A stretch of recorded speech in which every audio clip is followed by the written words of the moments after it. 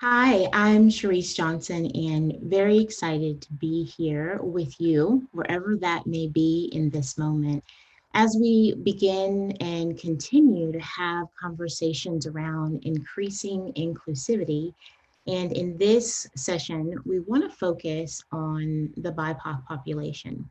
One of the things that I want to say right from the start is absolutely know that one reading of a book or one webinar or session will not truly give you a comprehensive understanding of people and is not all inclusive of every angle that we could go down in order to give this area justice. But I want to take you through some concepts that for many are not going to necessarily feel earth shattering. But that's sometimes part of the issue is that we have in our mind made it too big, and we don't really recognize the simplicity and the intention of what it means to make an individual who might feel marginalized or othered in any way feel included. So, as a foundation, one of the things that I want you to think about before we even begin is what's your motivation for wanting this information? Is it due to growing trends? We're here in 2020, and as things continue to escalate, is it something that you have been considering and really want to make a part of who you are as a yoga instructor or an aspiring instructor? Because the hope is this begins to plant seeds and become something that you really begin to understand the importance and the value, and if you are a non-BIPOC individual, the power and the privilege that you have in order to be a part of bringing healing or empowering others who are on their own healing journey and trying to create healing spaces for themselves. But historically, yoga spaces have been very Eurocentric and rooted in a white, thin ideal. Now, know when I say historically, I'm not talking about the origin of yoga. If you have been able to connect with me on some of the prior webinars that I've done, we've talked about the wellness continuum and how this concept of wellness has been taken and stolen, and also who gets to decide what wellness is, right? Who sat back and said, if you're a person who is engaged in being well or in the yoga community, that it is supposed to look a certain way. Because the more we create a very firm picture around that concept, the more we exclude individuals who can't fit into that picture, and they never will.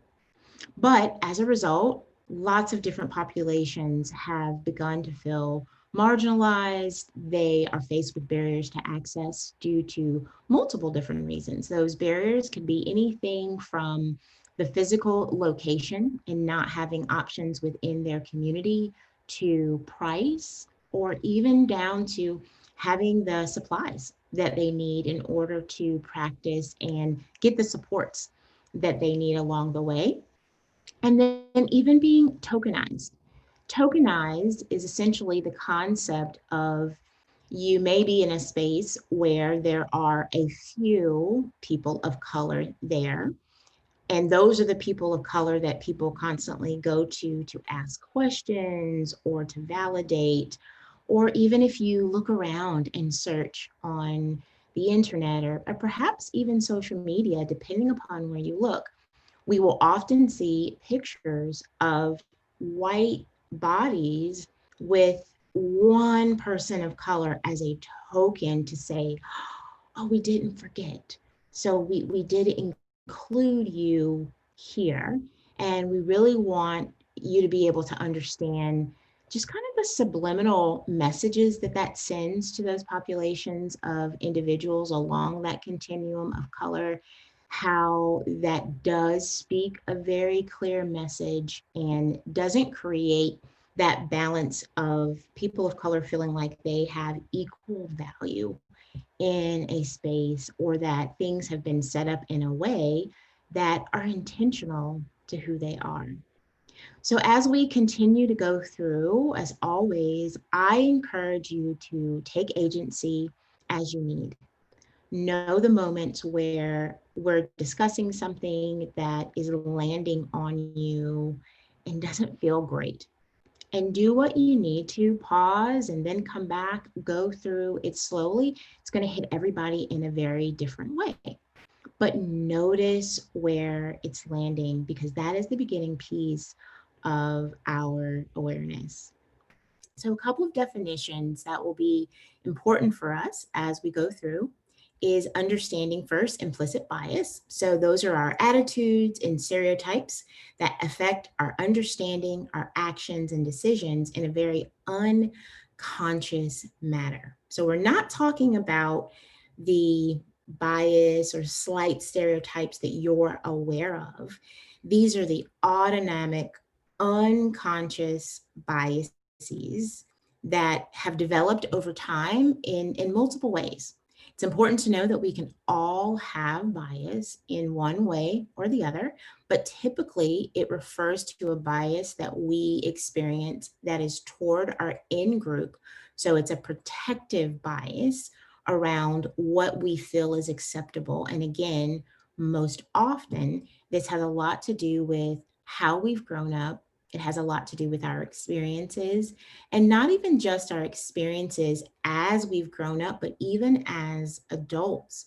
Right now, the experiences you have with other people from diverse places and cultures will play a lot into your bias. I always find that it's important for us to know that bias is something that can be addressed. Even if you have a long history of seeing things through the same lens, our mind, our synapses in our brain have neuroplasticity. What does that mean? That means that you have the ability to change and unlearn your bias, but it often takes us moving outside of our comfort zone and doing things in a different way that helps us to see our bias, right? We can't address what we can't see. Colonization. So this occurs when a dominant culture overtakes and assumes control of a minority population, and then develops and implements systems that force the other population to assimilate. In many ways, yoga has been colonized. Did a prior discussion on that in more detail, and I don't want to overtake this discussion in that same area, but a big piece of that is we engage in ways of doing things in our yoga community and don't often give credit and space for the individuals who have created what we're engaging with, or we commodify it and turn it into something that can be for our gain. And again, we're not then taking those resources in any way and making them accessible for the people who need it most. So that's a key piece and something that I would encourage you to continue to look at and explore, as well as cultural appropriation, which tends to be a little bit more common of a term. Cultural appropriation, in a way, is kind of our modern day term for colonization. Colonization tends to focus on what's happened historically, and then cultural appropriation is much more in the moment. It's the process of replicating a symbol or cultural practice that has significance in one group and then turning it into something that benefits another group, again, without giving that group credit, or if it was used with people of color, it might be seen as inappropriate. You know, we often see this sometimes with clothing, where if someone in a body that is more diverse is wearing certain things, where they're looked down upon There's those biases there around what kind of person they are. And then we may see someone that's in a non-BIPOC body wearing exact same thing or something similar, but depending upon who they are, or even depending on, I would say, kind of what they do, then we might be more apt to be okay with what they're doing. And then everyone goes, oh, that's so cute, I want to go purchase that and buy that, which is hurtful, right, to the other population, to take something that they've created and is significant to them and pull that ownership. And a lot of times people believe that when they're appropriating, they aren't doing it intentionally. Sometimes that may be the case, but it's also part of your work as a non-BIPOC individual to make sure that you understand, what does that mean to culturally appropriate? Is this an example?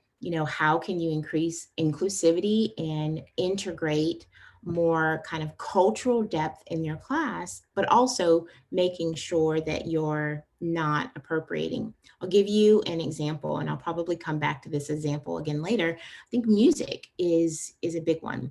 So it can be extremely helpful to play diverse music, to play music that may be appealing to the mindsets and concepts of different groups. However, you still want to try to find a way to go, these are songs and messages that fit who you are, and the things that you really proclaim, that they match, um, and that you understand that, and again, give honor to who created that music, and make sure you understand the message behind it.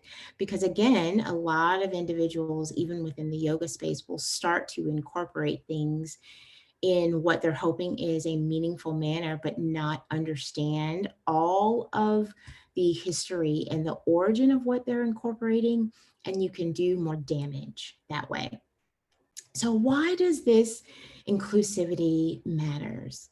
Well, yoga has been fetishized as something attainable, so when we go back to the concept of colonization, when we think about yoga, and yoga meaning union with oneself, and then being able to use the union that you have in your body and be able to connect that with others, it's a journey, it's a practice, it's a state of being.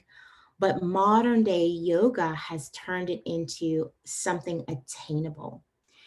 It has turned it into, in some aspects, of course, not all places, being able to look a certain way, or to wear certain things, or to do certain poses in a specific way. And again, it takes it as if to say, unless you hold these pieces that look the way we've broadcast, then you aren't quite there yet, right?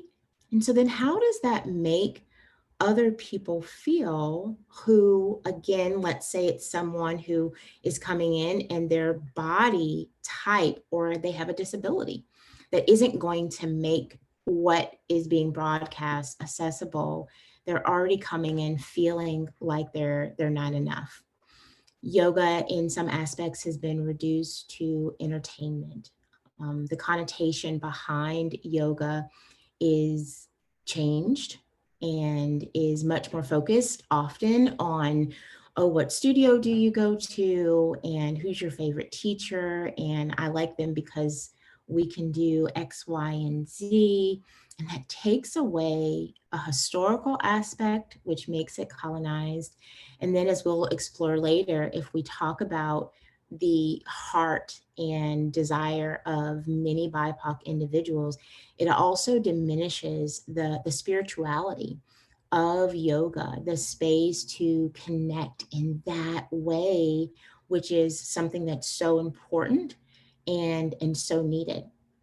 It's important for us to remember that yoga is not acrobatics, a workout, a good stretch, or comparisons of ones being to the other, much like we just spoke about when we get into competitive postures that is like segregation of your classroom on many levels, but absolutely segregation when it comes to the BIPOC community. Now, that doesn't mean that there won't be people in the BIPOC community that enjoy making their body and allowing it to have the option to go into various places. But what I want you to do is when you feel that part of you that might come up and be defensive towards, but I've had, Black people in my class, Black and brown people, and they've loved, what I've done.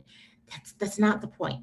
That's not what I'm saying. We're not talking about the one or two people or three or four people that you've come across. We're talking about as a community making sure that it integrates the values of the BIPOC community, but also knowing that those values are going to vary, and you have a role as a yoga instructor in learning what those values are for the people who may be coming and being a part of the space that you're facilitating.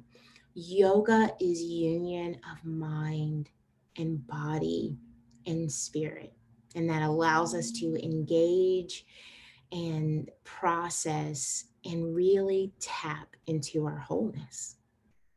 When you are facilitating a class, is that what you're providing for the people that are there?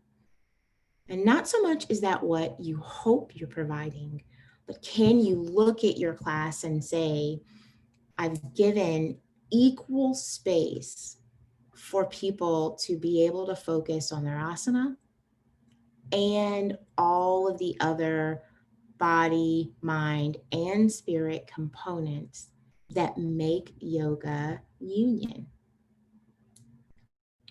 So when we look at the study of health across the nation, it estimates that Black women are 7.5 years biologically older than white women. And 27% of that difference arises from stress due to poverty, and just the challenges of being a Black woman in America. This is a powerful statistic that shows why inclusivity matters more than, I won't say ever before, but we're seeing an increase because it's happening so rapidly. In that way, the Black body needs to have multiple ways to engage and move through the trauma that it has experienced and it's constantly experiencing. And that is why it is so important for this inclusivity to take priority.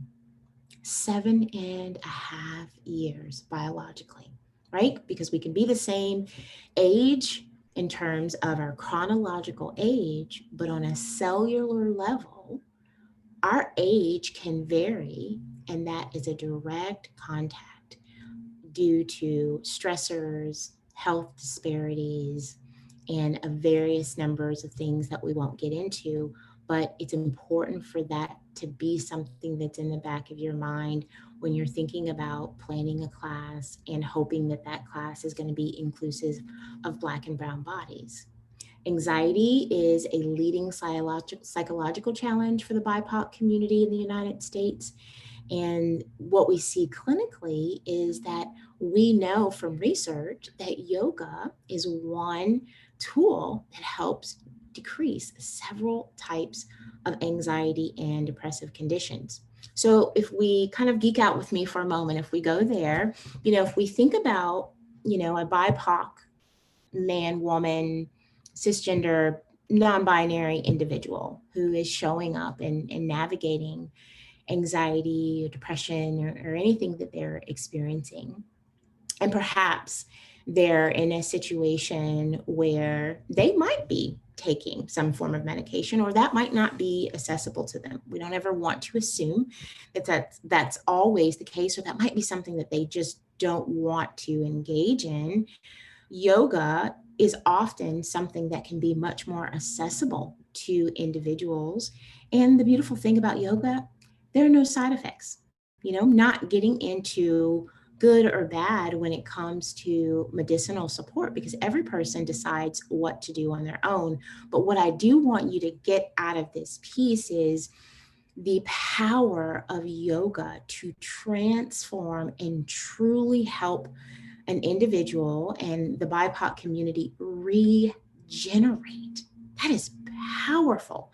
That is powerful if you are a non-BIPOC teacher, and that is powerful if you are a yogi of color, to know that when we get this down and we understand it and we take it back into our communities, it can transcend some places and some areas that often people would not consider, right? So there's a lot of also historical data to say that the BIPOC community isn't huge. Again, historically, when it comes to complementary forms of care, but a big part of that is they're often not able to go and have access to that unless they're living in an assimilated area.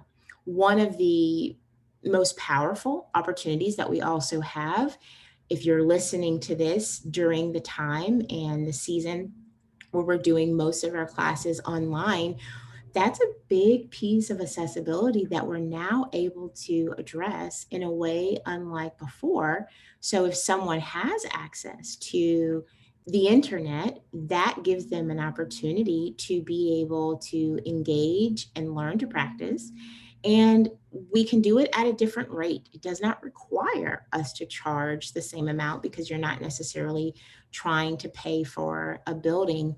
And so I will kind of put a plug in here. I do hope that we will, as a yoga community, continue to look for ways to make yoga accessible through all kinds of mediums, even after we stop having to be so creative due to the COVID pandemic. So it's important to be intentionally inclusive. It can't just be a thought, right? It can't be something that you hope to do and you want to get around to it. This is part of the work that is important and necessary. It helps honor the historical foundation of yoga. When we kind of work to reclaim what has been colonized and appropriated and what has been lost, then we're going back and we're paying homage to the individuals who created it, right? It's a tangible step towards moving from awareness to allyship. So those concepts around how can you help the BIPOC community, a big part of that is being aware of what you're not doing. But then if you want to be an ally, what does that mean? It means you change the way you do things, and you're really working to hold this dual space in order to go, how can I be sure that I am being inclusive of my BIPOC community, in terms of the people that you're around and that you know and that you come in contact with. Again, it can be so reparative in restoring the balance of power that's felt within the yoga space.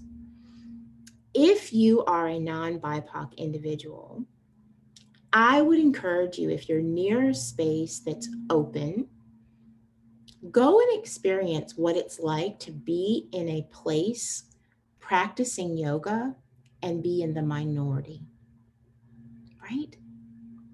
For you to be the one in the room that has a body, a skin type that's completely different.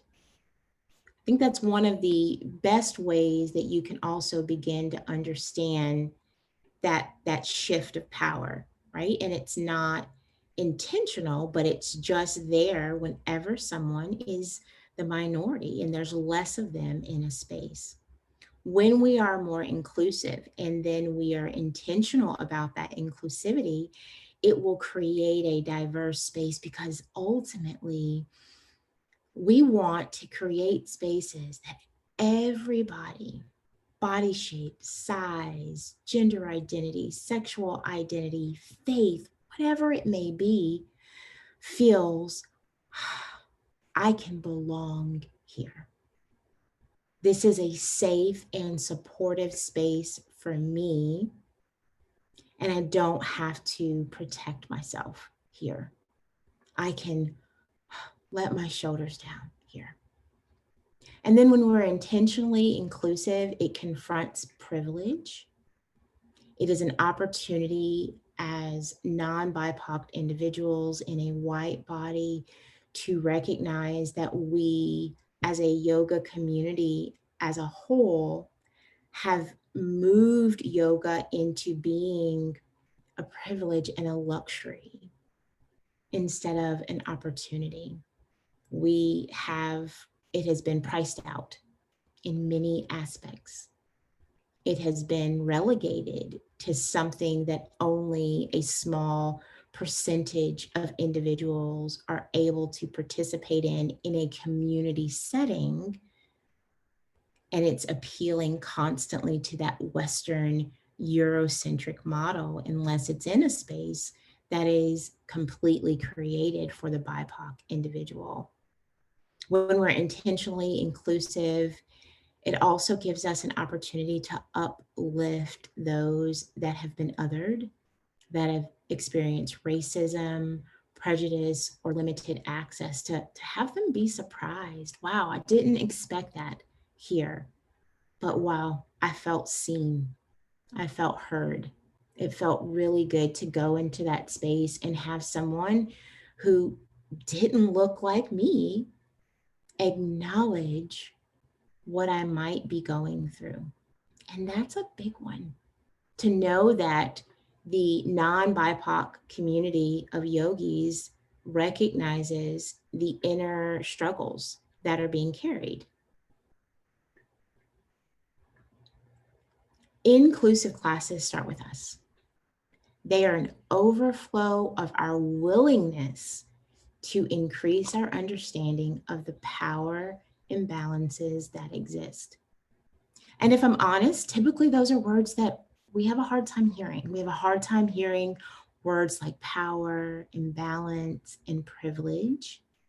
And how you'll know if that's been coming up for you while I'm talking is if when I mention struggles, or if I say things like powerless or non-access, and you see your mind going to, well, white people have struggles too. And there are other white spaces, and I've been in times where I couldn't afford yoga. When you're finding that you're moving away from the focus of who we're talking about, and you're somehow making it about either yourself or your in-group, that's a valuable thing for you to be able to reflect on and to notice you're protecting. In this moment, you're stepping in and you're putting up a defense because it makes you potentially uncomfortable to acknowledge that there is absolutely a community of individuals who have been othered, marginalized, not included, not accepted. The work hasn't been intentional, but that's a foundational place. We must work to keep yoga integrated and accessible. You know, one of the other pieces that I want to say when it comes to accessibility, a lot of times when we as either yoga teachers, professionals, or studios talk about accessibility, our kind of typical way of doing that is we have this one class that we are going to do or offer at this one set time for this low amount. And that is a piece of accessibility that is typically instituted. But what that also communicates is you're only worth that one piece. So we're still not going to look for a way to systemically change accessibility, but we will do this one little piece over here so that if you happen to fit into that day and time, then you will have that opportunity. That alone is a barrier, right? To say that the only way then that I can even attempt to even that playing field is if my life fits in that one center.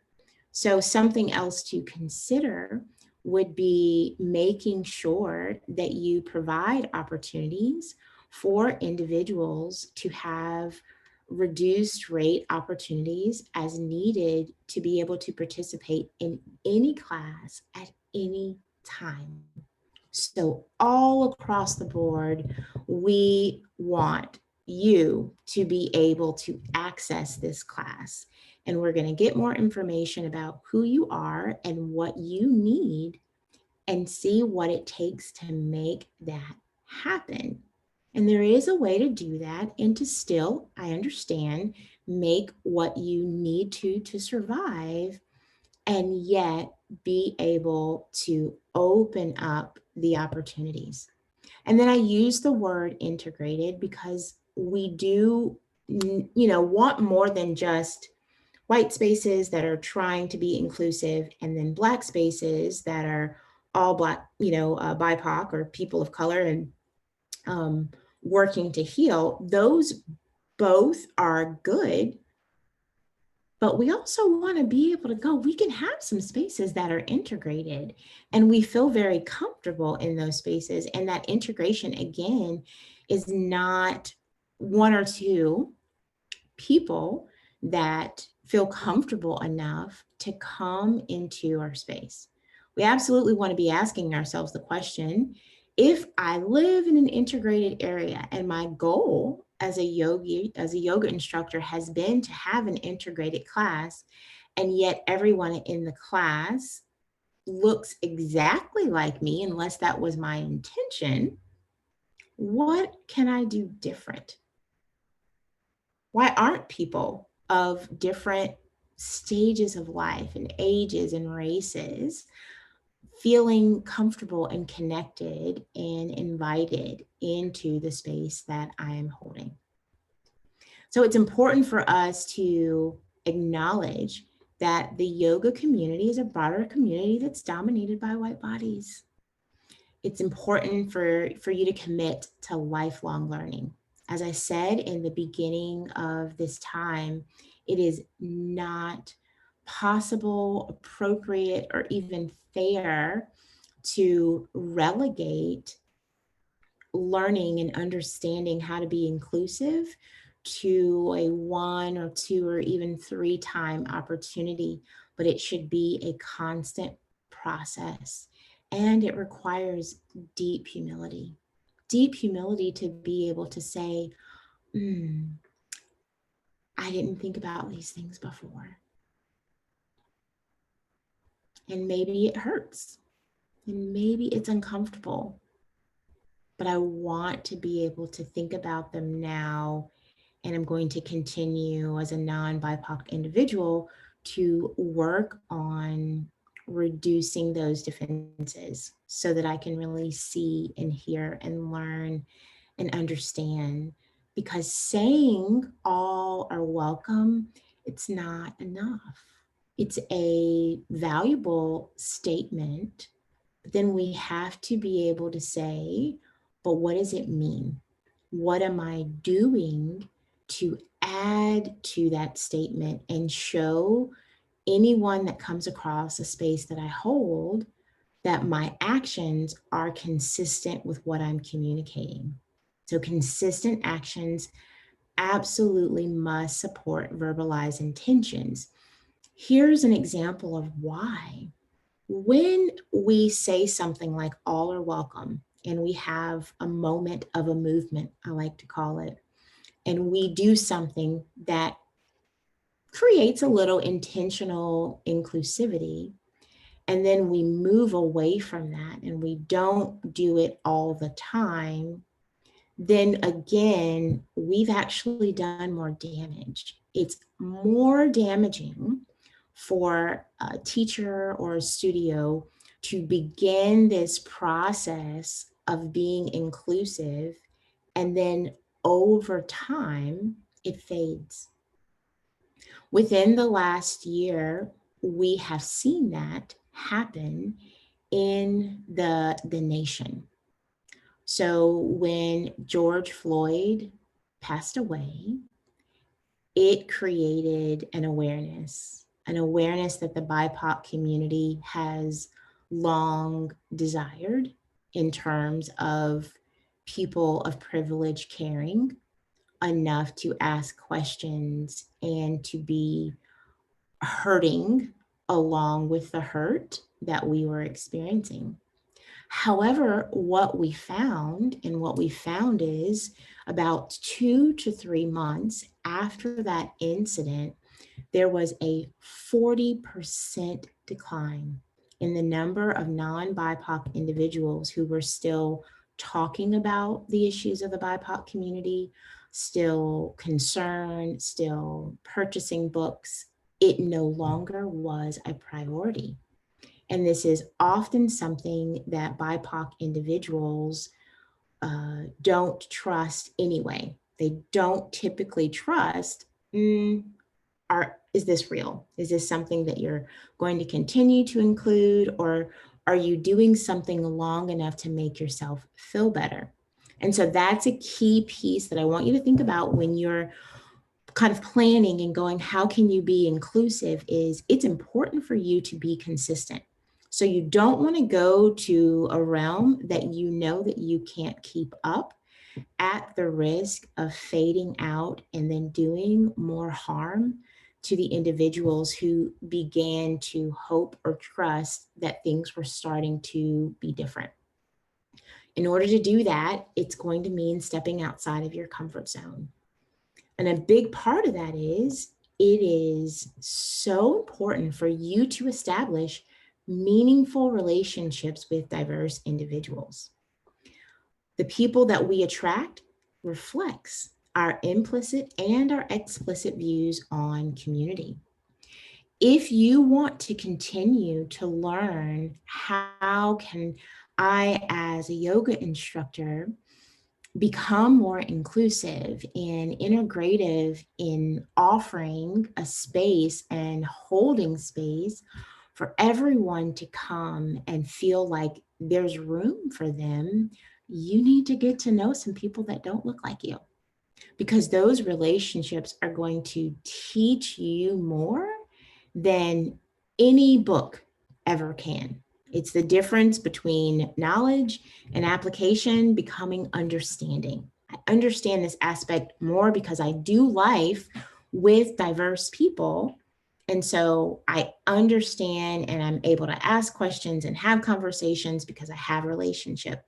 According to a study by the Public Research Institute, 75% of white people have no non-white friends. 75%. That is staggering. And I would even say, take a moment and ask yourself, what is your definition of friend? For this purpose, in this study, the definition of friend was an individual that time is spent with outside of convenience activities. So friend is not just, oh, I see her when we have class. This is my Black friend at work.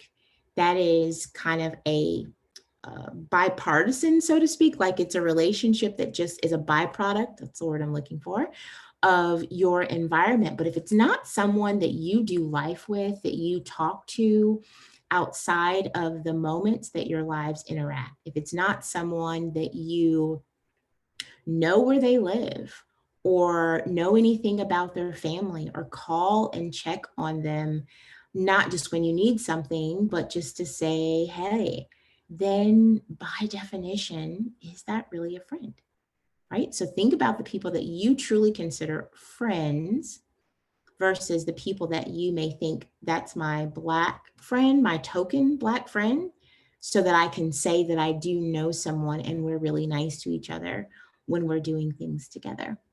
And that's important to just own. There's a model within therapy. Don't worry, my goal is not to make all of you therapists, but I do believe that this model can be connected to your process when you're thinking about the benefit and how to integrate and become more inclusive in the BIPOC community. And it's the HERS model. So the HERS model is a 4-step approach to working with Black women. It, of course, can be conditioned to work with Black and Brown individuals of any binary. But conceptually, it helps create a holistic framework which focuses on the unique needs of Black individuals and then can be translated. So H is history, empowerment, rapport, and spirituality, which we'll go over in just a moment. But two of the key pieces that are important for you to keep in mind, even when you're thinking about how to begin to integrate and shift and change, is socioeconomic status does not define quality of life. It's extremely important, if you are a white-bodied instructor, not to view being more inclusive in this power hero archetype of, oh, because I have this, I want to reach down and help those who are less fortunate, because then you're missing the point. You're assuming that everyone who desires to have more access, that's Black and Brown, is at a lower place than you socioeconomically or educationally. And that can be so far from the truth. But it's very important that you notice if you're getting a feeling of superiority or help, or, oh, that felt so good, that you want to take a step back and really work through that, because that is not what inclusivity is when it comes to BIPOC community. And then it's also important to know that ethnic groups are not homogenous. And basically what that means is all Black and Brown people are not the same. It's not a matter of, oh, well, I know these two really well, so now I have a good handle on all the other Black and Brown people that I meet. The moment we assume that any ethnic group, but definitely the BIPOC group, is homogenous, we failed. We failed to recognize them as people, as individuals, to recognize us as the unique entities that we are.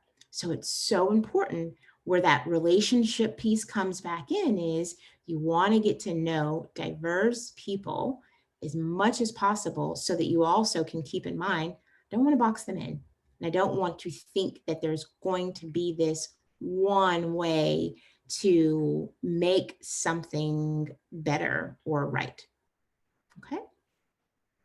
So let's take a moment and look through what these 4 aspects are. So I've talked about what they are, and then kind of giving you an opportunity to go what that might look like when it comes to being able to incorporate in yoga. So history, values, beliefs, and customs. I also love her story. This is the work, right? The work is for you to understand the history of the BIPOC community, how that shows up, how that's showing up in their bodies, how they're bringing that into the space.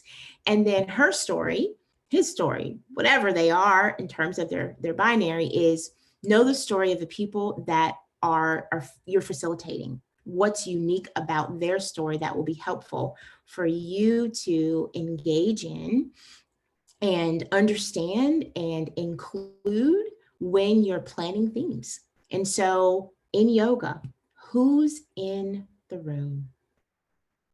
Who benefits from this practice?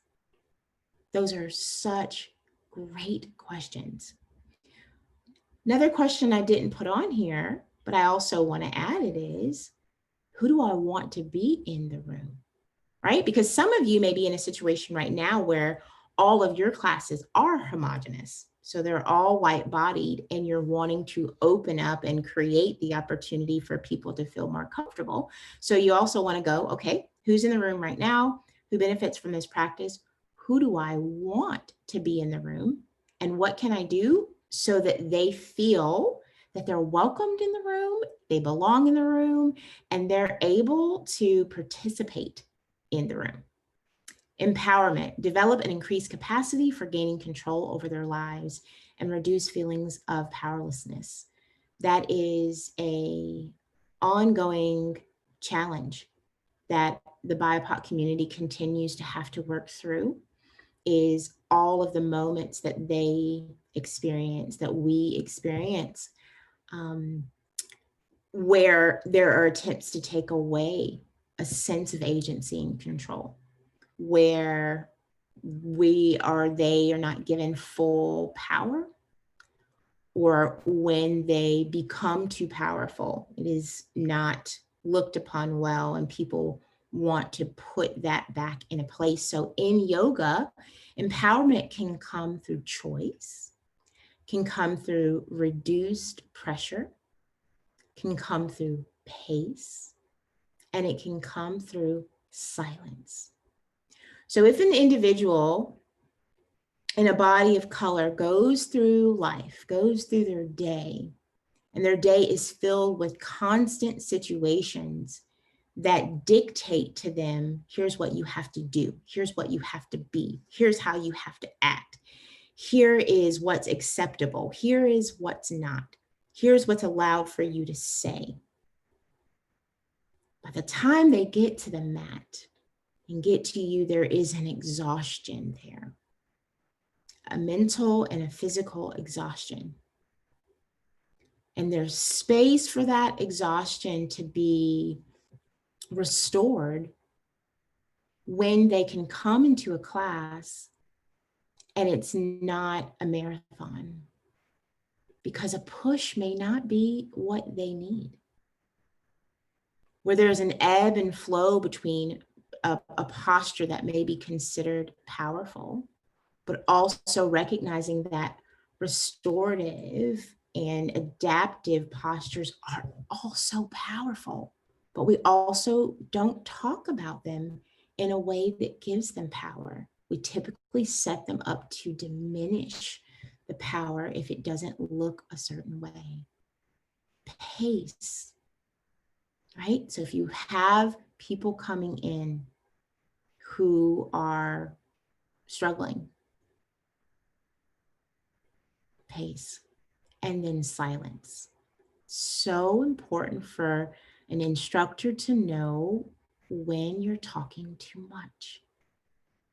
Because if the intention is for me to be able to come into your space and create union with myself, but I am working so hard to keep up with you and the pace that you set and the posture and the modification for more and all of the things that you're saying, where am I in the middle of that, right?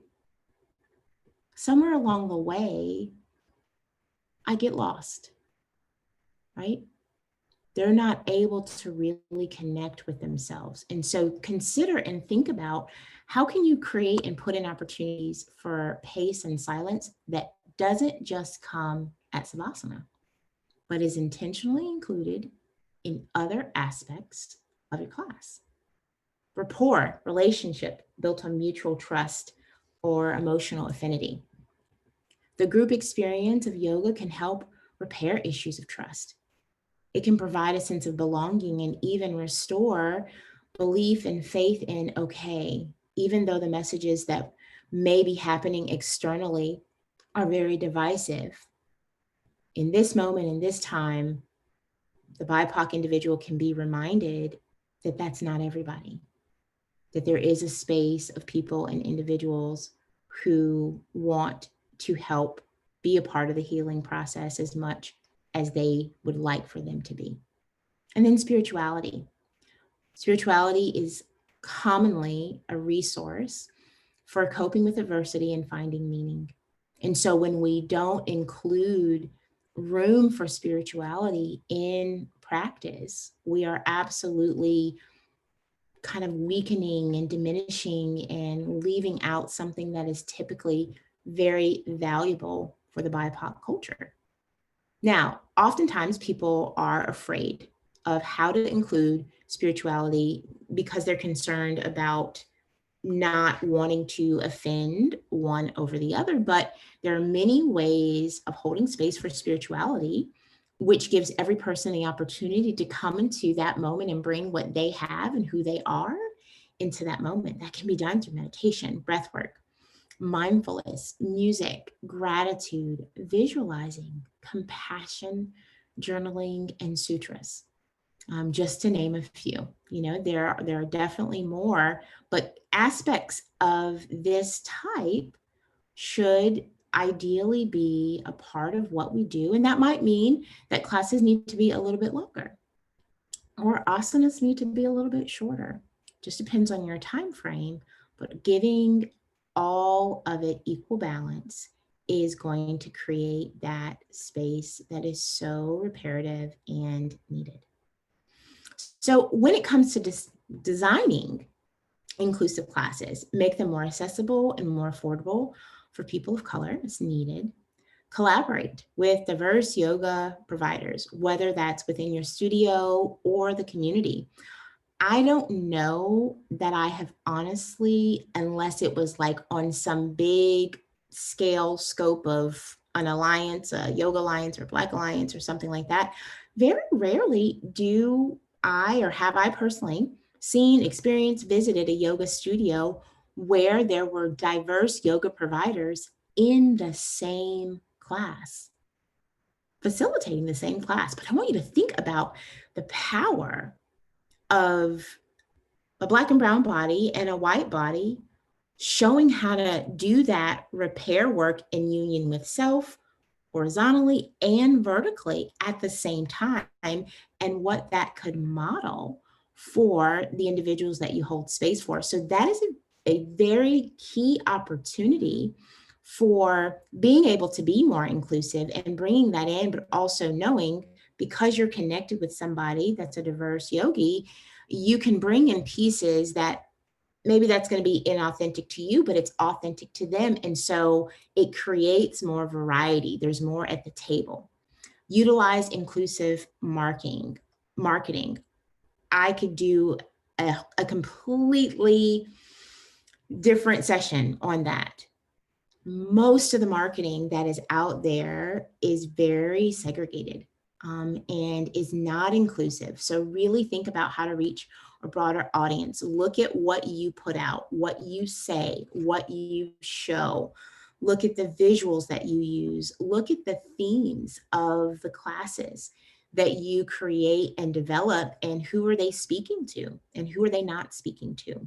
Look at the images that you choose. Who are they speaking to? Who are they inviting in? Who are they not? One of the pieces here that I do want to say is, when people are resistant to being more inclusive of a marginalized group, part of that is they want to protect their in-group. So I've often heard, and having this conversation with other white yogis, well, I worry about doing that because I don't want to make the white bodies in my room feel uncomfortable. So it's not okay for them to be uncomfortable, but we've been okay with having the BIPOC community be uncomfortable because the expectation there is for them to assimilate and just come in and figure it out. What does that say? What does that say? That speaks loud and clear, even if we're not saying it. But that hesitation towards, but I want to protect this other majority group, is the exclusion, the othering that we know and aren't acknowledging in this moment exist. And it's time. It's been time, but it is time for us to tear it down. Recognize the importance of the spiritual and healing component. Reduce competitive practices, again, that are a showcase of postures. We're living in a world that is highly competitive, and there's often an underlying truth to the fact that the BIPOC community has to fight harder, be stronger, be faster, be more self-controlled, as is in every area of their life, in order to survive. And so then bringing that into a time and a space that is intended to be reparative and healing just adds to the, hey, and here's another place in life that they may feel, here I go, it's always a fight. There's always more that I need to do or have to do to prove that I can or they can fit into this situation. And it's not always that they even want to fit, but they don't want to feel excluded because they need to do something different. So when we create opportunities, again, that are too static, we don't give people the room to show up and really have the space that they need. And then consider variations in your mat placement. That's not something that we often consider, but that's important because that builds a different type of community and vulnerability. Half circle, for example, or even a full circle. You know, the balance of circles are there's no one in the back, right? We're all equally in this space together and being vulnerable and not afraid to look and engage, because really it's not necessarily about me looking at you or engaging with you. It's about what's happening for me on this mat. But together we're creating that supportive circle. Beautiful opportunity to incorporate that. Yes, that might mean you do more classes and you can have less people in that class, but it's worth it if we know that that posture, right, as of its own can create a different feeling. Each class, consider the following. Said this before: who is in the room, or who do I want to be in the room? How do you begin to teach in a way that is inviting and changing the narrative that you're using? Who benefits from this practice and who is left out? How can my class be more welcoming to BIPOC individuals? Do your work, understand the needs there, understand the themes and the aspects that will be important to them and also to the rest of your students. And then evaluate classes that you've already developed. You know, go through and then look at the lens that you used when you already made those classes and go, okay, how can I update this? What can I change? Seek opportunities to practice in diverse spaces. One of the ways that you can learn what would be and feel more inclusive is go be in a space that's led by a BIPOC yoga teacher, and not one that's necessarily led by a BIPOC yoga teacher at a white-bodied studio.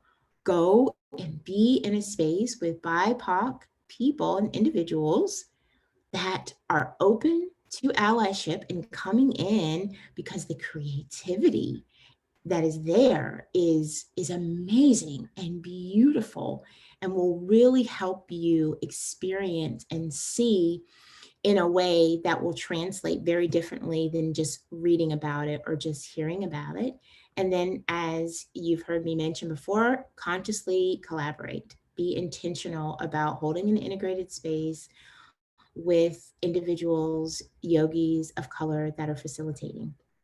Now, when it comes to your use of language, you know, be transparent, honor who you are in a space, be able to come into a space and say, you know what, I want to do things different. I want to make sure that this is a space that is inclusive of everyone. I acknowledge that as a Black-bodied individual or as a white-bodied individual, I may not know how to do that. And so I might do something that is unintentionally not ideal, but we're family, we're a community, and I want you all to be a part of this with me and let me know. Own it. Know when to hold space, when to allow silence to guide oneness. You have to recognize, and we should always keep in mind, that our experience as yoga instructors is not about us feeling great. Like, we shouldn't, the goal should not be for us to leave and go, I held a great class, right? No, it's not about me. It's not about us. Learn to recognize bias and generalizations within your communication, how that comes across in things that you might say. And then present complexities as choices rather than hierarchical, right? So we'll talk about that in just a little bit. But when you're talking about being able to go into different postures, start with a baseline posture and then progressively go through it, but use language that talks about, here's another option, or you might want to try, or be curious about if your body can do X, Y, Z. instead of saying, and for those of you who have it here, or if you want to do more, or those of you that are stronger, because we use these words that we don't realize, kind of brings down this hierarchical view of, oh, well, you're not strong and good and enough unless it looks like that, and you can get all the way to this space. And so that, again, is what we call invitational cueing. Try, explore, here's an invitation, and then check your motivation. Who is your language serving? Oftentimes, our language serves our own practice. It serves what is comfortable for us, or what we want to be able to do, or what we want to be able to say that we can do or facilitate. And anytime that happens, we're leaving someone out. So when students can't match the felt sense that you're describing in your cues, that has the potential to make them feel like they're not doing it right. And then that can activate feelings of shame or reinforce being different to students with diverse abilities. And that's one of the primary reasons that we want to really work to change that. And it doesn't mean, change doesn't mean weaken or we're going to lose the integrity of proper transitions, but it means that we're being conscious of what we're saying and inclusive of language to make sure that everybody can come through, and we're not putting guardrails that are too tight on their felt sense in their body. So instead of saying, you should feel this in your quadriceps, say something like, notice where you feel this in your body, and where can you connect with your breath to release tension. Instead of saying sometimes, engage your core, I invite you to engage your core. And you may ask, okay, Charryse, what's the difference between engage? Engage it's a command. It's a do this, do that now, right? Pace. I'm giving you commands. I'm telling you what to do. It's a power play.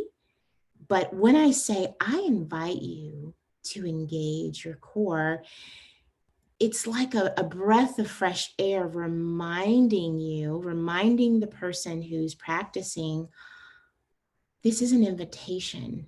And I can choose. I have the power. I've been given the agency to choose, but I've also been given the agency that if my core feels very weak right now, it's okay for me to decline the invitation. Take a bind. Hear that often. Instead, try something like, well, maybe your arms feel grounded here, whatever that baseline posture is. Or maybe you want to bind them behind your back, or something else. This is an invitation to give yourself permission to find an expression that honors your body. So again, that inclusive language adds so much value to that body that's coming in, and especially to the exhaustion that the BIPOC body may be carrying as they come into the space. And that exhaustion can be mentally or physically. This is a great short video that I would encourage you to go and find. I did not want to pirate it from them and play it, but maybe 3 or 4 minutes that talks about cueing variations and then shows, what that looks like and how helpful that can be, not just for BIPOC individuals, but also when we talk about accessibility in terms of physical limitations or disabilities, as well as body inclusivity. So definitely check that out.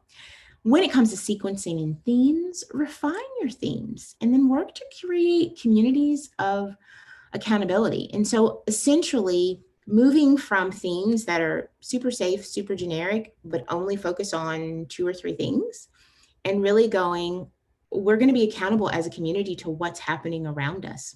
So our themes may touch some areas that you can't completely identify, but guess what? A community of accountability means if we're in an integrated space and my Black or brown brothers or sisters are struggling through something, then we're going to hold space for that. And we're all going to be in that space together. We're all going to have the invitation, whether we've experienced that hurt or we're hurting because they're hurting. And so that begins to change the narrative around, we're only coming in for those of you that are stressed out about shopping because it's almost Christmas. Who does that serve? You know, versus being able to talk about kind of what occurs and broadening even the concept of maybe the people who practice with you, of them being able to come into the space, and it's an opportunity for them to be stretched and to begin thinking about aspects of life that even they, because of their own lifestyle, may not be aware of. An authentic and vulnerable practice invites breath, meditation, movement, and discussion as a platform to navigate trauma. If you are wanting to have a space that is integrative and inclusive, discussion and a platform to navigate collective trauma is important. Now, it's also important to have some training on how to do that, whether that's through trauma therapy or just being able to hold space. And it doesn't mean that you need to come in and you need to be able to give advice. You know, discussion in terms of a platform to navigate trauma can even be as simple as going through and giving everyone who feels like they're having that experience this week an opportunity to say a word or to describe something that they feel in their body that gives understanding or gives a story to what they're holding. Could be a sound, giving everyone room to make a sound that shows the collective pain that they're holding. So we're not talking about a group counseling session, but we are talking about an express place for BIPOC individuals to show up and say, I am hurting. And it feels so good to be able to come here and move and acknowledge I am hurting. And then use of progressive cues, start with the base asana, provide progressive options, limit the use of language that creates a hierarchical view of ... whatever you're working on, reinforce that everyone and everybody can have a different asana expression, and say that multiple times so that even the individuals who are struggling with wanting it to look a certain way can be reminded, hey, honor where your body is today. That's enough. And that's always been enough. And then as the instructor, make sure that you're modeling adaptive poses and the use of props in balance with traditional postures. So many times when yoga teachers are instructing, they often go to the highest form of the posture. And again, that creates this hierarchical alignment of when you get there, you will look like me. Instead of pull a chair up there, use different props, and make sure that you are going through and you're modeling poses that match different people in the space, because that is also important when it comes to inclusivity. So as a white-bodied yogi, take an honest inventory of where you are and find other white yogis that are doing this work. Learn, collaborate together, talk, share, grow. And then seek out yogis and people of color on social media. Listen, read, and compassionately hear their perspective. Notice when you're struggling to hear their perspective without compassion. Notice when you feel confused or upset by their perspective. And then listen some more. Listen with an open mind, with the goal of understanding, not responding, not debating, not validating. And then study with teachers of color and find spaces to explore questions of race and implicit bias. Continue to make the journey be a part of your life's work, just as you would learn and grow in how to facilitate in any other way. And then if you're a yogi of color, consider implementing practices around compassion, to be more inclusive of your own personal needs. Consider exploring where your struggles may be landing on a physical level versus a mental level. Explore your own thoughts and beliefs on the ways in which radical self-care can be found through community. What do you need that is very challenging for you to be able to give on your own? Can you heal in an integrated space, or do you need to begin your healing process in a BIPOC space? And then honor that. And then evaluate if your priority on self-restoration is in balance with the energy you're extending to others. So in other words, are you pouring as much into your own cup as you are on trying to save and support everyone else? Attunement is invaluable when it comes to being inclusive. It's having a felt sense of how to flow with the energetic needs of your class. If you're facilitating online, assess the tone of the class prior to starting an asana. Take a moment if you're on Zoom and ask people who are comfortable to type into the chat and let you know where they are, what part of their experience can you tune in with. And if they're not comfortable doing it on the whole group chat, then perhaps you can do that privately and they can send you a message privately. I, when facilitating online classes, like to try and show up 5 minutes in advance just for that. So people know, hey, I want to attune with you. Can't do that as much when we're across the screen. So those of you that want to come a little early and go in, that gives me time to be able to read your responses to me privately or collectively so that we can all be in tune with where we all are in the room and help everyone kind of hold space for what they need. And then recognize what it takes for diverse individuals to enter the space as a minority. Understand the courage, the challenge, begin to consider and explore what it's like for them in terms of body, shape, size, sense of belonging, who's talking to them, who's not, what their views are around what you might think of them, and the sense of acceptance you are showing, whether verbally or non-verbally. It takes a lot of courage to walk into a space where you know you're not the same. Code switching is something that I do want to mention. Code switching involves adjusting one's styles, speech, of speech, appearance, behavior, and expression in order to become comfortable.